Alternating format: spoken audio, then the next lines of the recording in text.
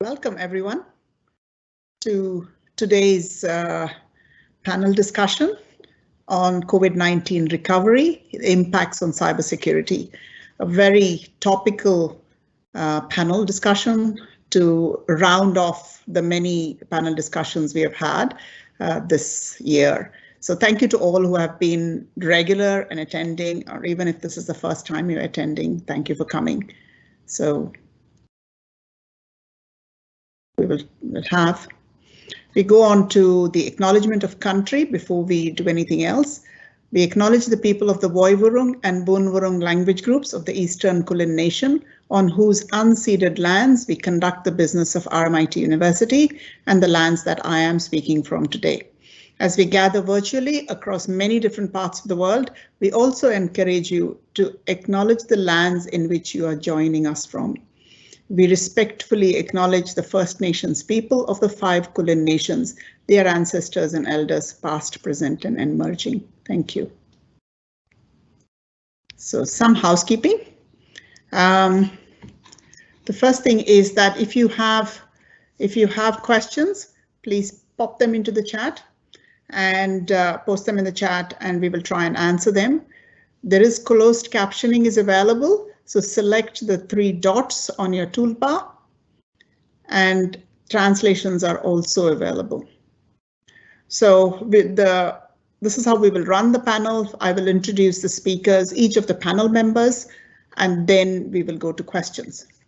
But to start with, let me tell you a little bit about the RMIT Center for Cybersecurity. Oh, sorry, Joe.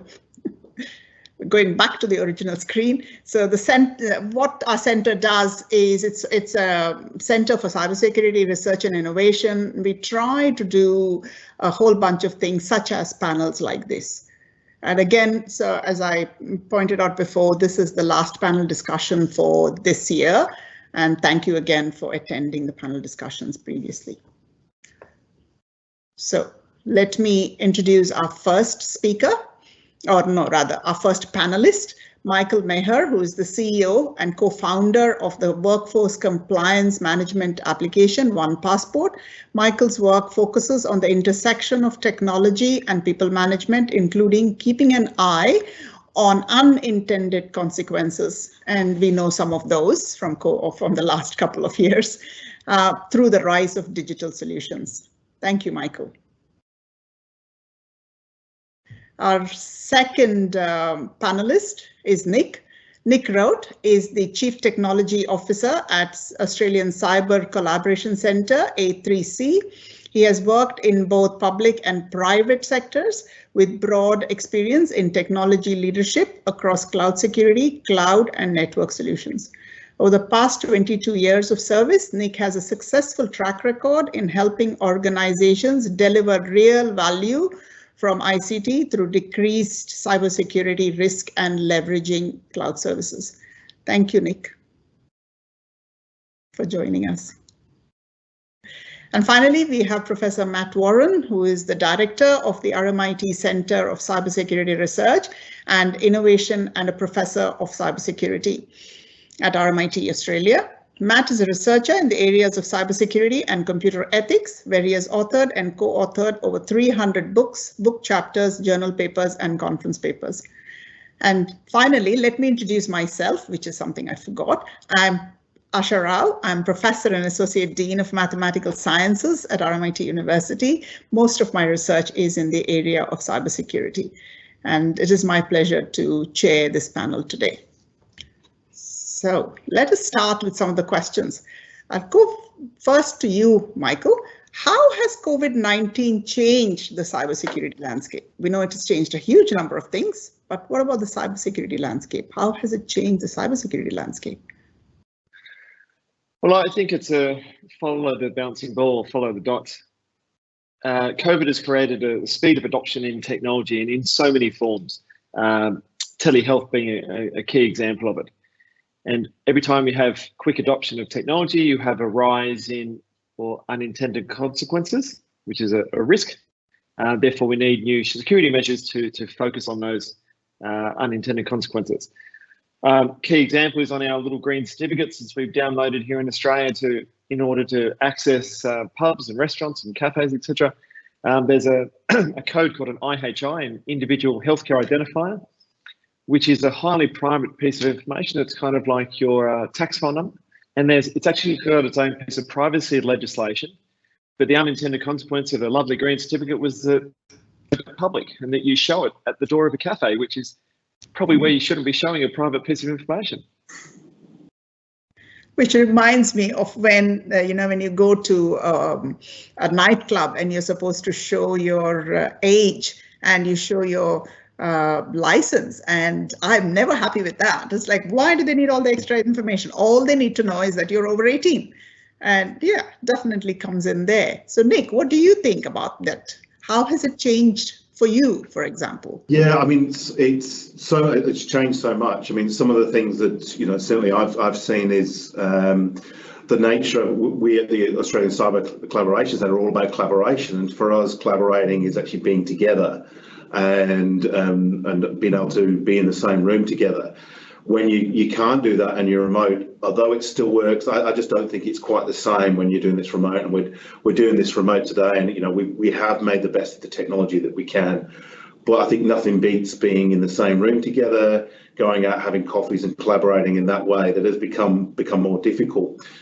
I think what has been really positive, and I've seen a real shift, is the way that the roles have changed, or the viewing of sort of senior roles, especially for us in South Australia. Often, to be honest, we often got overlooked for senior roles in ICT and in cyber.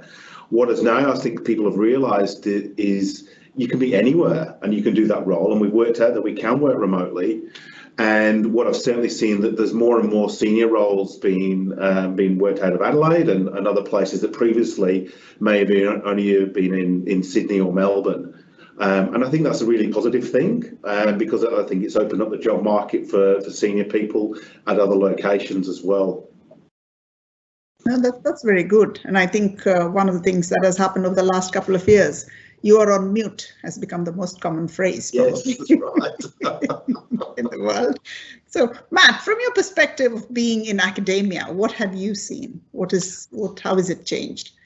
I think certainly what's happened is the threat actors have adapted to a new environment. So the fact that people are working from home, they're working remotely, threat actors have been able to adjust that and react to that and focus on individuals. So the fact that people are sitting at home, we're all doing online shopping, we're all sort of interacting via the world online, means there's so many more vectors where attackers can get to us and potentially get to us. And again, it's even things from unsophisticated SMS messages like, "This is from Australia Post, you've got a parcel coming," and I've nearly been caught out a few times with those sorts of scams because I've been expecting a parcel and then I realized, no, I can't do it. This isn't the way, to the more sophisticated, phishing style attacks where, people are trying to get access to your corporate information that may be on your sort of home machine. So I think it really has, for me, sort of highlighted the importance of cybersecurity for individuals and the fact that individuals are now becoming greater targets. So very true, Matt. I was just saying to someone on social media the other day that going by the amount of spam I'm getting about all the packets that I've ordered, I must be single-handedly, raising the GDP over the last without having ordered a single thing. So, of course, as Nick said, with Zoom and Teams, as what we are doing today, there has been the advantage of, being able to, I have personally been able to Zoom into classrooms in Scotland, in England, in remote, Victoria, remote New South Wales. So as Australia and the world continues to recover from the pandemic in 2022, notwithstanding the Omicron virus or variant, what changes, trends and issues will cybersecurity professionals need to prepare for? Oh, I should ask someone, right? Nick. Yes. I just thought one of you put your hands up.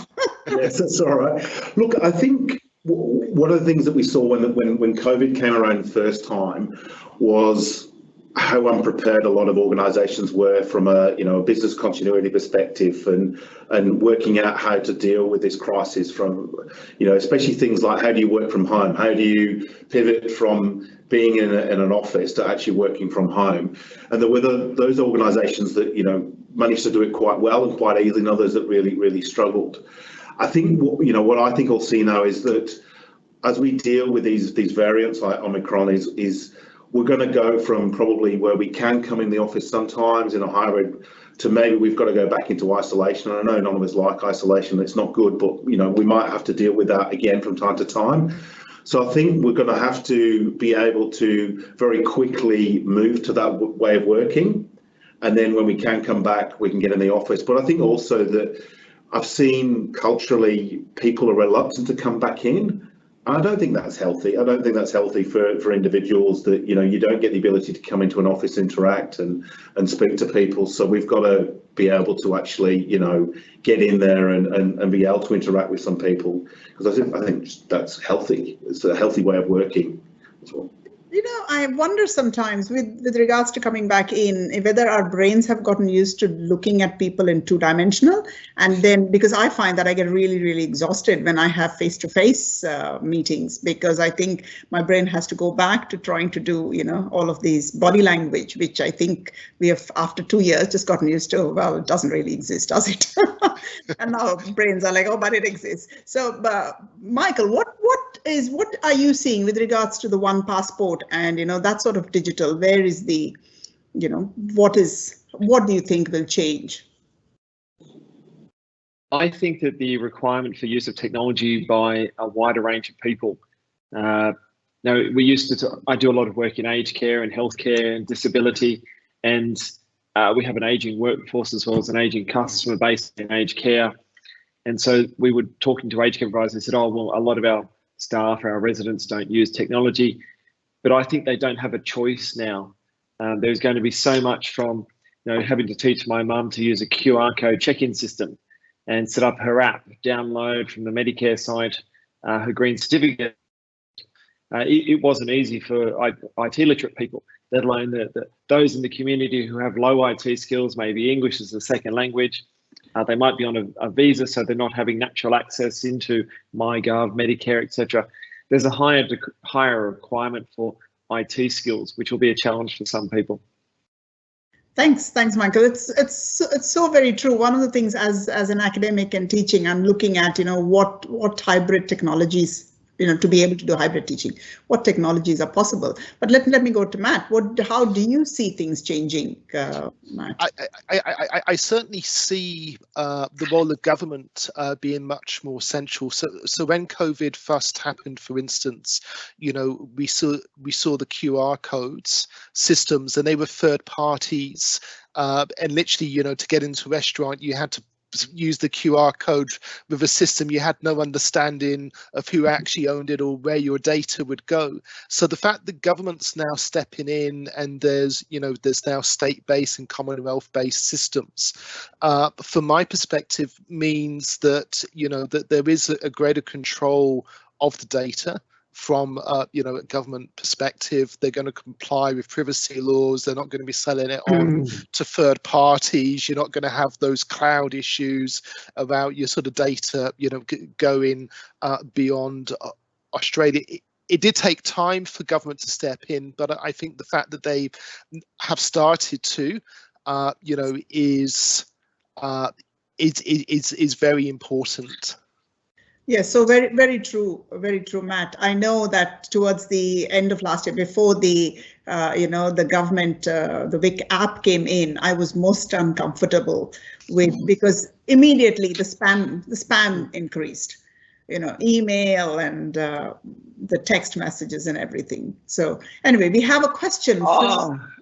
Before we go there, Asha, if you don't mind, I'd like to respond to Matt's one. Sure. If we just look at immunisation management or vaccination management as a piece for a minute, traditionally we had a little yellow book. I owned it. There wasn't a central database. I controlled it. I carried it. It was my responsibility. I had a little yellow book. I gave it to the doctor. They wrote in what vaccination or test I had. I carried it. I chose who I shared it with, etc. I think we need to modernise from a yellow book into a digital solution, ideally a smartphone-based app in 2021. But I don't think the central government or the government should hold that. I think similar to how the police check system works, they should provide the Australian Immunisation Register as that source of truth where all the doctors, all the medical staff upload your details. But I don't think that they've got it right in that they dictate that they are the sole arbitrator of the green certificate or of the proof. I think that's overreach by the federal government at this stage, and I hope they work that one out. All right, I like that. I like that discussion that is coming in. It's good. It's good because that's how we go forward. We have to have that debate. So there was a very interesting question which said, with COVID, the adoption of digital technologies has been major. What could be the concrete measures or recommendations one can provide governments, companies, etc., to protect individuals and enterprise? So Michael, I'll just go straight to you because you raised the your elephant in the room. Yeah, that's it. I believe that we were doing some work with the Australia Institute in Canberra, and we settled on that there are probably three models for. Well, again, I'll use the vaccination passport as an example here because it's one of the key technologies that has been produced and adopted through COVID. You have a public version or a government-run version of the vaccination register, and that's what we have currently. They hold the data, they are the sole provider of that. At the other end of the spectrum, you would have a Facebook or Google style but you know that because you're not paying for it, same as all of our other data that we put online voluntarily, they're going to monetize it some other way, which means selling that as either identified or de-identified data. In the middle is a private-public partnership, and in our discussions with government, more at the state level than the federal one on this one, especially people like Victor Dominello, Minister for Digital in New South Wales, who I find is the most advanced digital politician around. The only way moving forward is that public-private partnership, where government is the arbitrator of truth. They've got the database, similar to the way they run the police check system. They've got the National Criminal Convictions Database, and private companies apply to become registered with it. They are regulated under it, they are licensed by it, so that when you need a police check for work or because you're going to be a scout leader or going on a holiday, you apply to the private company. You don't go to the government, and they have a license to bounce off the database. That is some things that we could put in place. I think that a long-term sustainable structure, I think, is a public-private structure, not just a purely public one. Yes. If I can respond to Michael, it is interesting because I've spent one of the research areas I'm looking at is how anti-vaxxers are using technology, and one of the areas that there is a group that they're sort of focusing on and sharing amongst themselves is applications and ways to create false certificates. And there's a number of ways that they're doing this. Some are very simple, like trying to edit, certificate templates. Some are more sophisticated that actually do look like, the official check-ins on your apps. And I suppose the concern I have, and actually seeing how private companies are operating and organizations, is when they're sent these certificates or presented these certificates as credentials, they trust that credential. I've never seen a situation where a company or, going into a bar or restaurant, people have questioned. It's always, I see a green tick, you allowed in.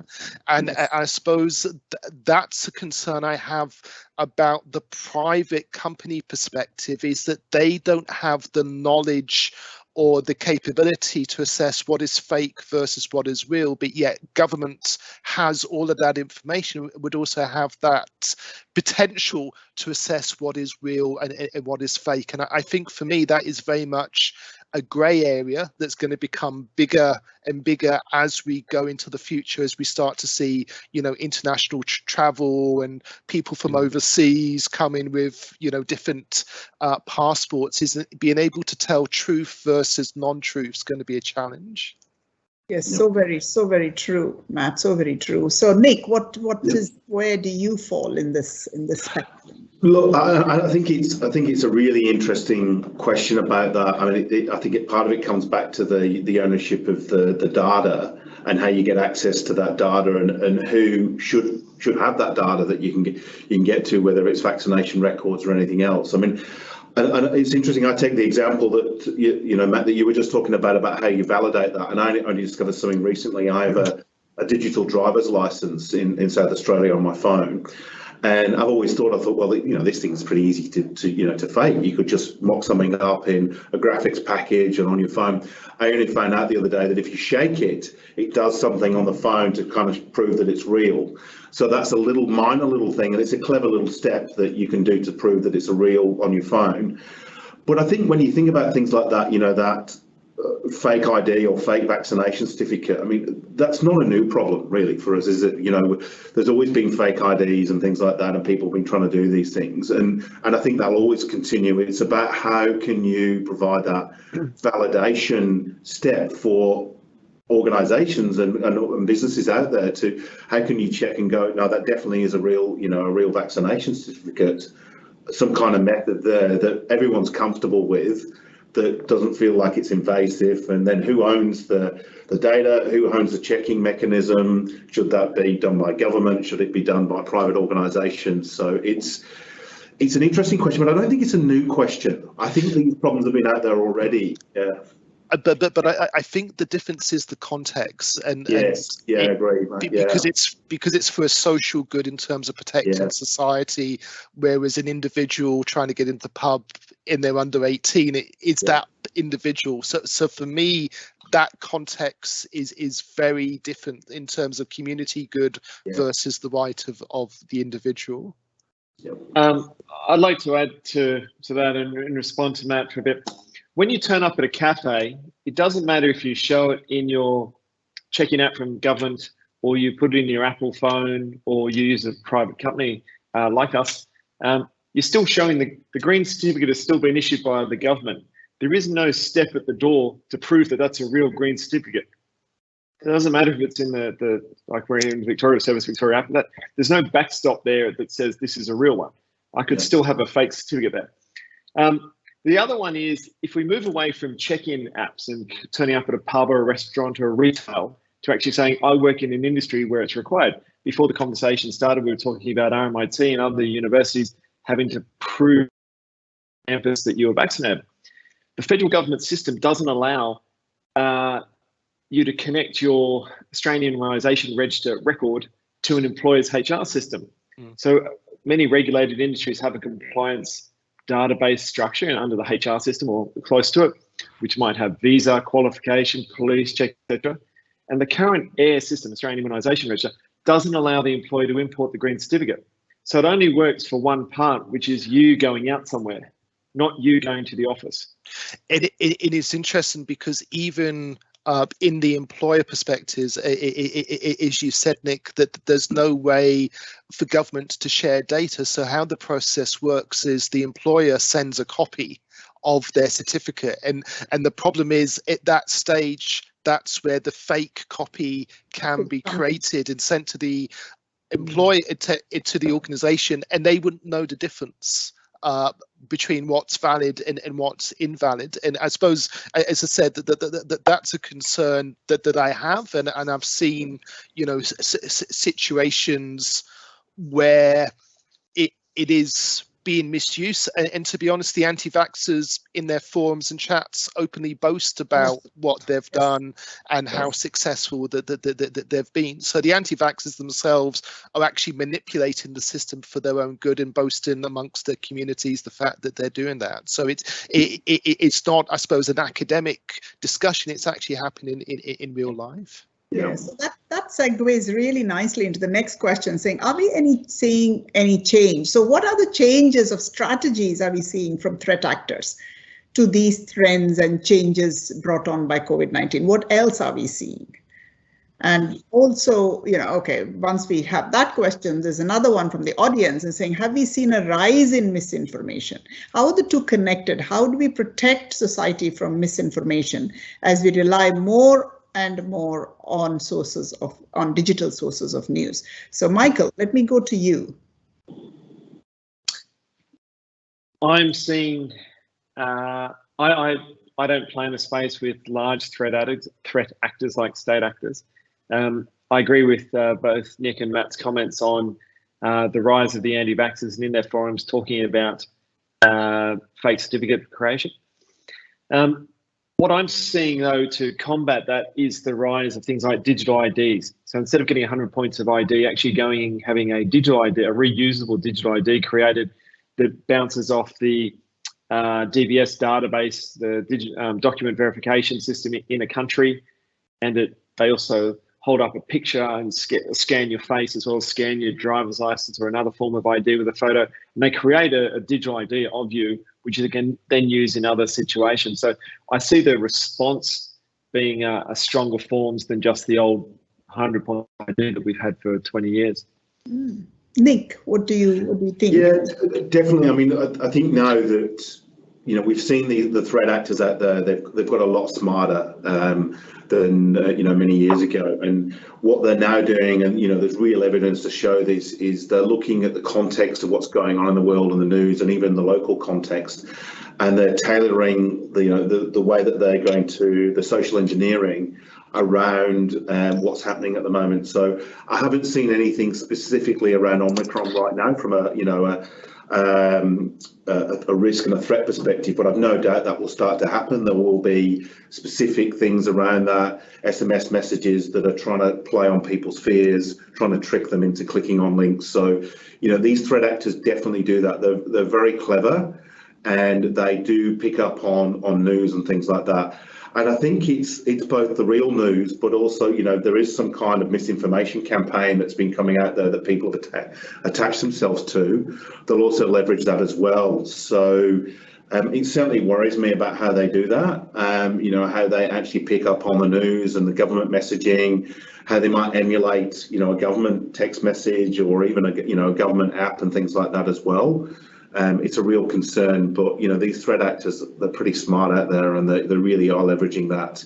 It's not like the old days where they just random email messages that were almost amusing and funny about some long lost uncle that had inherited money. Now they're actually very, very clever and very hard to spot sometimes. And it's not only that, Nick. One of the things I noticed during all the protests that were happening right at the beginning is all the news helicopters would be up. And they would by doing their broadcasting, they were telling the protesters where the police were.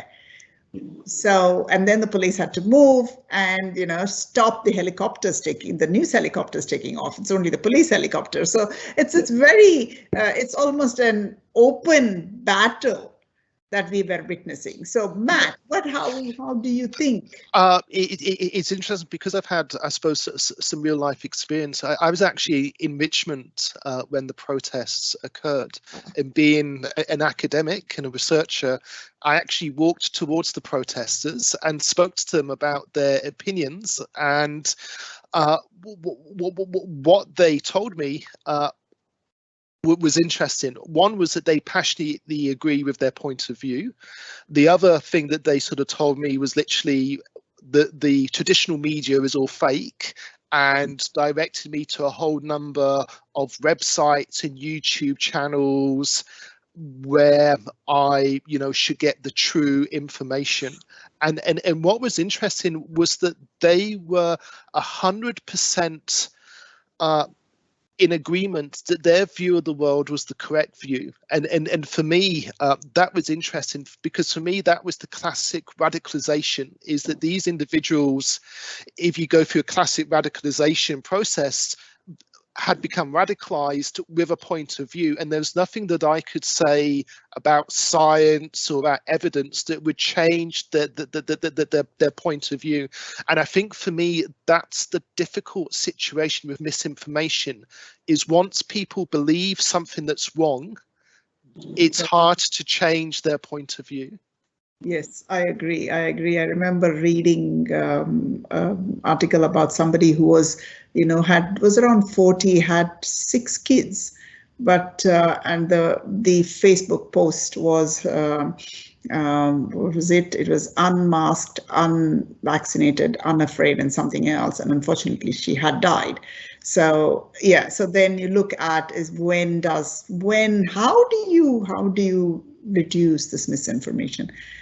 I definitely don't have the answer these days. When I see such opinions, I don't engage with it because I can't see any way of addressing it.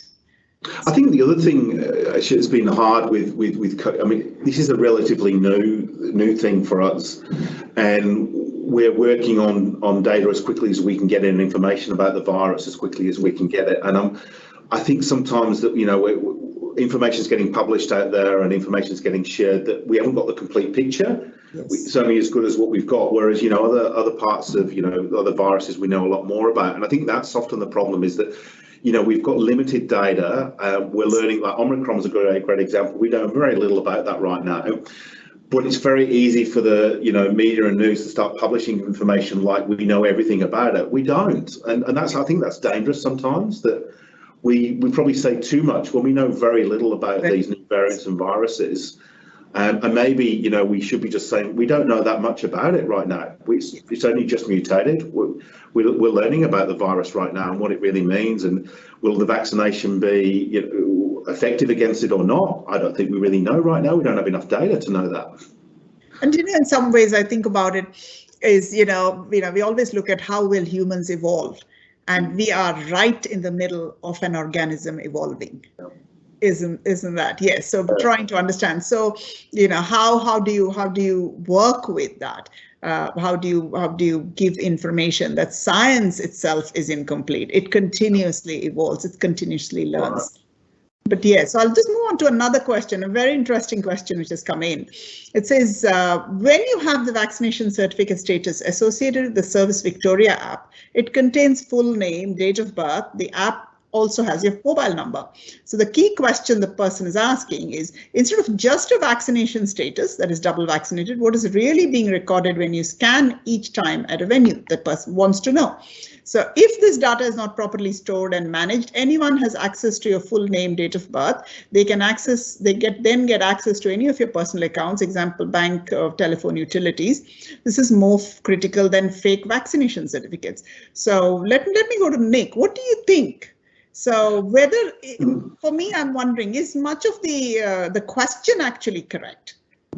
It could be. I mean, this is, I think, one of the challenges at the moment, and I'll just go through like an example, a recent experience I had. I was helping my mother-in-law trying to get her vaccination certificate onto the South Australian check-in app. And one of the things that I observed through that process was that, first of all, my mother-in-law didn't have a MyGov account, so we had to set up a MyGov account.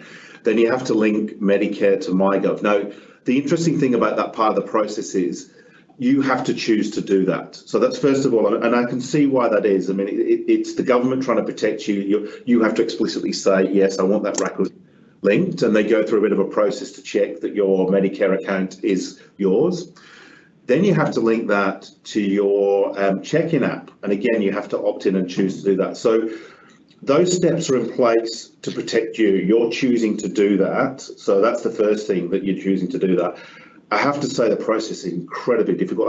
We failed. I couldn't get it to work with my mother-in-law because it was so difficult. We got almost there. So you're choosing to do that. Now, I think that's okay. The biggest failing I see, and I think this links back to something that Michael was saying earlier, is at the moment in Australia, we've got individual check-in apps in each state. Yes. I don't think that's good. I really don't, because, if you're travelling around Australia, you're going to have one of those apps registered in each state that you travel to. That means you're going to be on a database in each of those states, because the states are keeping those databases, not federal government. You've got the MyGov database, you've got the Medicare.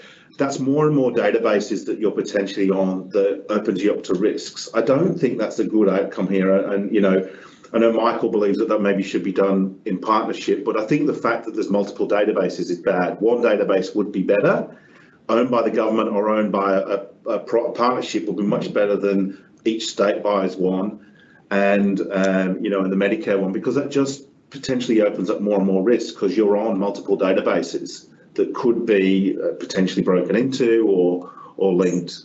So I think that's one of the fundamentals for me, is we've got to limit the amount of databases that people's information is stored on.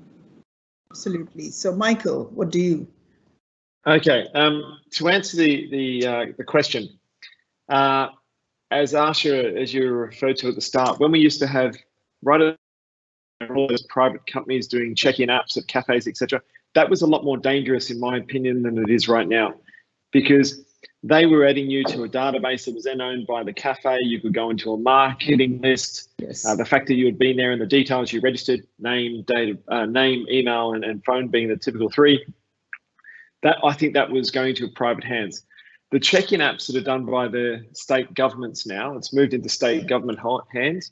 They have a lot of privacy about them. I'm not a big fan of them, but at least it's out of all the private providers for a check-in system. So when you check in, the aim of it is for them to capture that you were there at that time. Most of the states have a rule of either 28 or 38 days, and then they delete the data. It's written in, and the privacy hawks that we've been working with, they monitor this stuff like nothing else. So I don't have an issue with the check-in apps. The difference between some of the other pieces which Nick just touched on, the certificate of the green certificate out of the Australian Immunisation Register, I agree that should be one system done by the federal government. But that is different to the check-in app system, which could be at the state level or federal level. By having it as two separate systems, it presents the difficulties that Nick just referred to of getting his mother-in-law set up. It's a complicated bloody system. And that's what I was referring to earlier about the rise of IT experience or technical literacy that is required now. But potential, if I turn up at work and I need it as part of my visa and a few other things, that's where I think it steps out of being a government requirement into a private company requirement. Thanks. Matt. It's interesting because we're talking very much about digital, but around parts of the world where their vaccine certificates, they're paper-based. So in the US, their COVID travel system is completely paper-based. It's a little form that you fill in. They haven't even gone down the digital route. So again, what's going to happen when you have American tourists arriving in Australia with paper-based forms saying, here's my COVID travel certificate, and the paper, and they've had huge issues in America with false paper-based certificates because there's no way to validate it. So I think we're going to have some interesting challenges as the world opens up, because all around the world, countries have been developing their own systems, and how are they then going to work? I suppose the only exception really is the European Union system, which is very much based around, you know, a digital certificate approach, and will allow Australian certificates to be imported into that. So I think this is going to be a challenge we have into the future as the world opens up, and all of a sudden we realise we're not just dealing with Australian systems. There's all these other strange global systems that are being developed as well that are quite different. Which is so very true, because that was the question. I think you partly answered that, both you and Nick, Matt. It's like we've heard a lot about digital vaccine passports, and we all now carry a version of these phones. And how does this work? Maybe we can help our audience understand this better. How does this work? So, Michael? It depends on what level you want to talk about. We are helping with some of the universities, for example, with bringing back international students.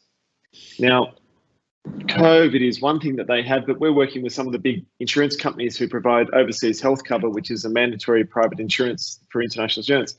And a number of them have said to us, if you can show by being able to bring in verified data from 190 odd countries that send international, if you can show that this list of countries where tuberculosis is still around, that they have a verified TB shot, it actually lowers our risk as an insurance company, which means we can lower the risk to the international student. We can lower the price of the cover to an international student. So it's being able to track this information from around the world. And what does the certificate look like? As Matt was saying, in the US, they're doing it state by state. And we were dealing with doctors in Florida who were saying, you're not even allowed to ask for the name. So if they're an aged care worker, so they were allowed to be vaccinated in the round 1 vaccination series, they were actually given a piece of cardboard at their work which had, I'm a round 1 worker, GP, give me my vaccination. The GP wasn't allowed to ask for their personal details to go with the vaccination, let alone having a centralised database. None of that existed. That's how much they view their privacy on the matter. Oh, wow. Nick, do you want to add? Yeah, I mean, I was almost going to say, I'm not sure they do work, because the example I was giving with my mother-in-law earlier, we couldn't get it to work. I think, you know, we've had to make these systems work as quickly as possible and link them together to make them work. And, you know, I'm not going to criticise the state governments and the federal governments that have pulled this together, because I think they have done a super job at trying to make this work as effectively as possible and as quickly as possible. You know, it could be open to criticism about linking all this information, but at the end of the day, it's there to help us and to help us through this process that is COVID. I mean, one of the things that I've observed is obviously you're linking data between different databases and exchanging information between apps and systems. I don't know the technical details about how they manage to do that behind the scenes and link these things. I mean, you're consenting to do it, which I think is a good thing from perspective that you are aware of what's going on as you link these systems. It's a negative thing from the perspective that, you know, that's extra steps for the non-tech savvy to do, and it's not easy. It's not easy, you know. Even I struggled, and I found out it was because my app on my phone was out of date. That's why it wasn't working, and it took me 2 days to figure out that's why it wouldn't work. So, you know, this process is difficult, and, you know, I really feel for those people that aren't as technically savvy as, you know, we all are, and because it's not easy. But, you know, at the end of the day, it's there to try and help us through this process. And, you know, the example that you were giving, Matt, about the paper-based certificates, you know, that's probably an okay method. And I think we still have to have that for the people that don't have technology. You know, you're going to have that option. To me, the digital method is one of convenience. You know, you don't have to carry a certificate in your pocket all the time. You can use your phone. You can speed up the process. So it's a convenience thing that we can use. And if people don't like that or feel uncomfortable with it, you've got the paper-based method to fall back on if you want to as well. And, you know, like Michael, you were talking about the manual writing in the, you know, in organisation where you don't want to use the check-in app, yet you manually put your name down on a little register at the door, and that gets sent back up. But, you know, to your point, I agree. I don't think that's as safe. You know, you've got a bunch of people's names at the door with their phone numbers. That's not very private. You can go and take a quick photo of that, and you've got a nice little database of people's names and phone numbers. So in some ways, that's less secure. It is interesting because certainly certain parts of the world, if you look at the Baltic states, for instance, in Europe, that they have things like a digital ID card that contains everyone's details of their transactions with government, including vaccination, in a single card. That's a smart card, and I suppose that's something in Australia where there's a lot of concern about going down that route. That should all of these digital credentials be focused on it in a single technology or single app, rather than the number of different apps that we're going to end up having? You know, as Nick was saying, remembering which app it is that you have to update or log in, and I wonder if that's going to be the natural progression of this digital transformation that we're going in. It is actually bringing, or governments bringing all of this data together through single points or single apps or single digital certificates. I was definitely thinking of that, Matt, and I think it was a few years ago that the federal government suggested, and we roundly decided no, we didn't want to do it. And it's almost like the Australia card. Yes, that's right. And the the virus is forcing us down that path. And you're right, Nick. I know that my phone would not update the app. It just would not give me the option to update, and I went online and I found, and they just said, and I just kept hitting update everything. After the fourth time, the phone was like, "Oh, right, you want me to update the Victorian app? Oh, okay, I can do that now." And then I was able to connect. So very true. So, but let's go into this. There's another interesting question. So, how will investment in a cyber smart public sector help our post-COVID economic recovery? That's a good question. How are we going? How are we going to go? Nick, let me start with you this time. Yep.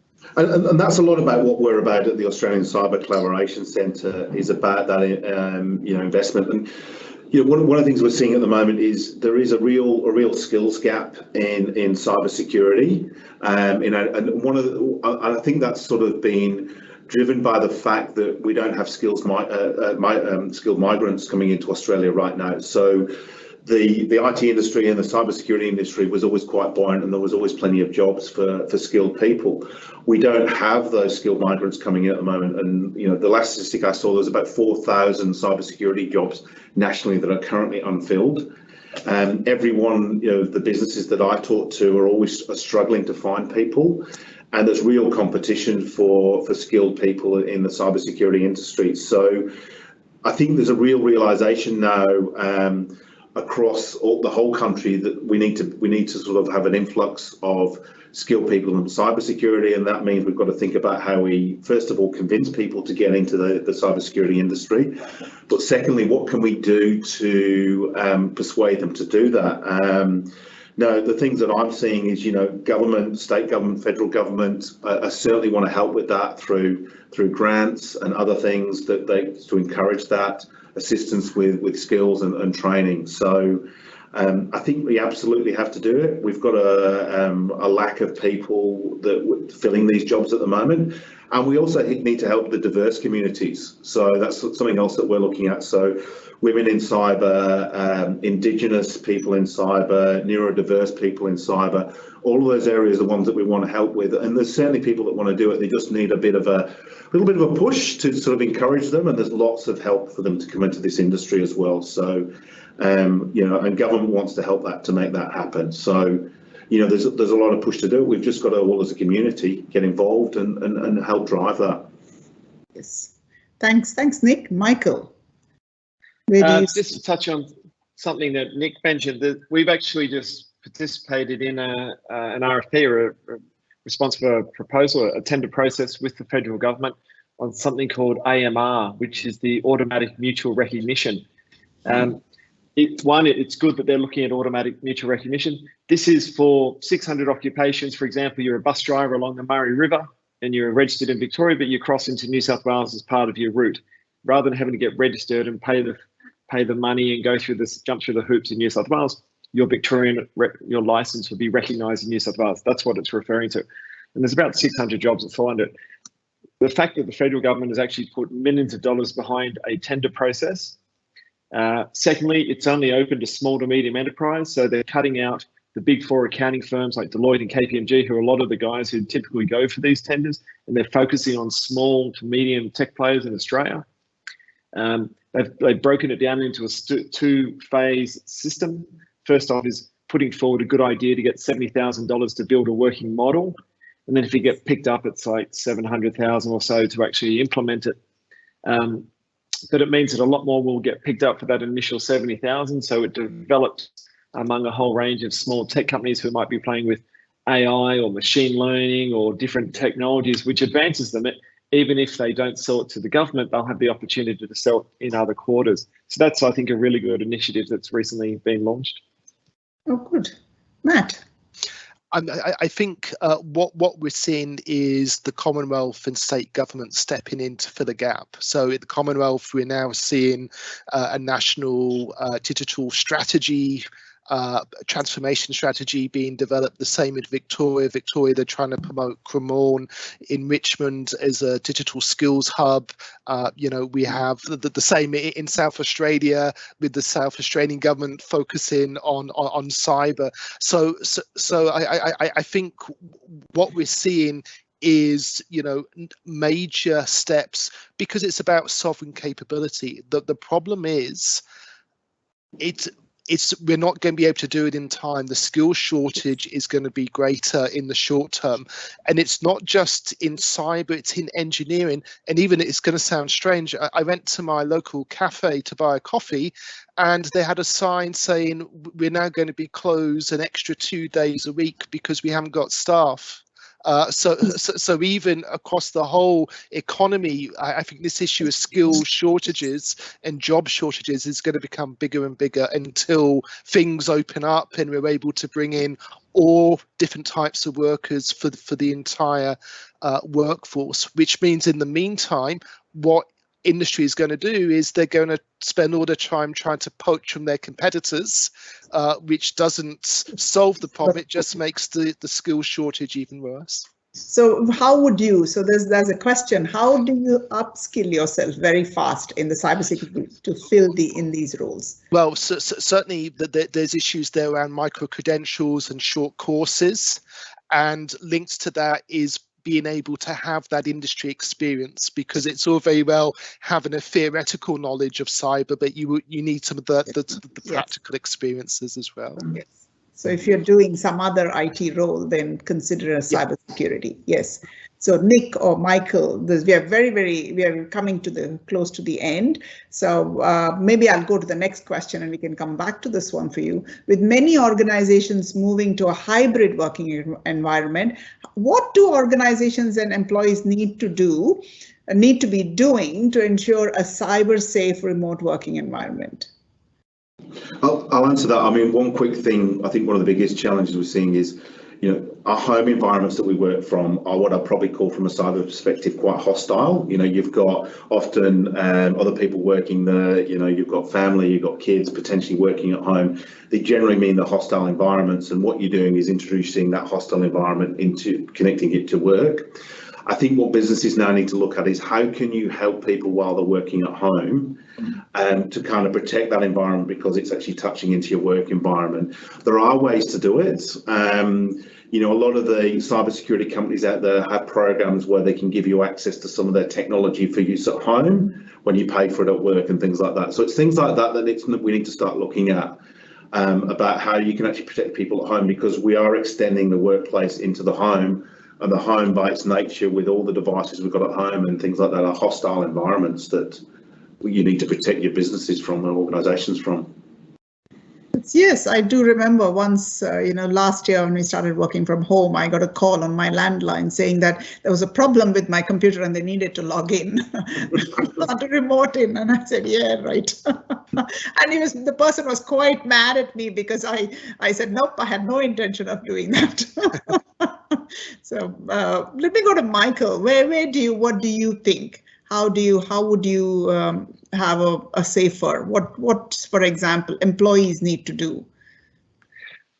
This is not my area of expertise, so my response is more about examples. I remember when my health record was was made public, and a lot of people who opted out from my health record, one of the key reasons was because we were giving access to doctors into this huge database, and knowing some of the older doctors who might still be using an XP Windows operating system, and you're thinking, my goodness, to have them allowed access into, it's like a backdoor into this huge, powerful system. But because of COVID and working from home, we've now allowed this for so many people. You don't know the devices that some people will be logging into, on what systems they're logging into, a government-run system or a corporate system or a university system from some highly insecure device. So it just makes me shudder. I don't have an answer for it. I'll leave that to the likes of Nick and cybersecurity experts. But that one makes me think that there's a lot more work that needs to be done in that space, and it's reflected in the insurance premiums that have just been upped for my cyber insurance. Yes, and I totally agree with you with that. I remember years ago going to I think it was an ultrasound or something for my mother, and she didn't have Medicare, so the person decided to enter my credit card into her record, into her system. And I said, why are you doing that? In case you're coming back. And I said, I will bring my credit card again. So you do not, and please do not enter my credit card into your system, because that is another area of where we have a security hole. But Matt, let me come to you.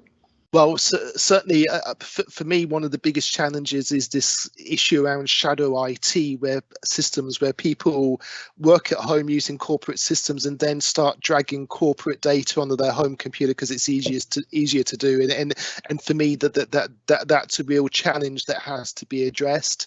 For me, the biggest area is ensuring every corporate system has multi-factor authentication. So again, if your username and login's compromised, you need that extra part in the transaction. And I think we're now seeing that become much more standardized with remote working, that multi-factor authentication is becoming more prominent feature with many of the corporate systems. So I think we're going to see a lot more of that into the future.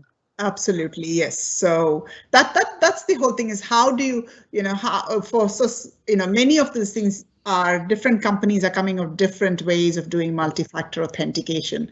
And so where do you get that balance between usability and security is what I'm looking at now. And that's the strange thing. Some of them you get text and app, you get a code, other you have to authorize with an app on your phone, and and I think that's the challenge, is industry realize it's important, but there's no one way to do it. We now have many ways, which I think's come back to our earlier discussions around the COVID and the vaccines, that it's important, but there's now many ways it can be done.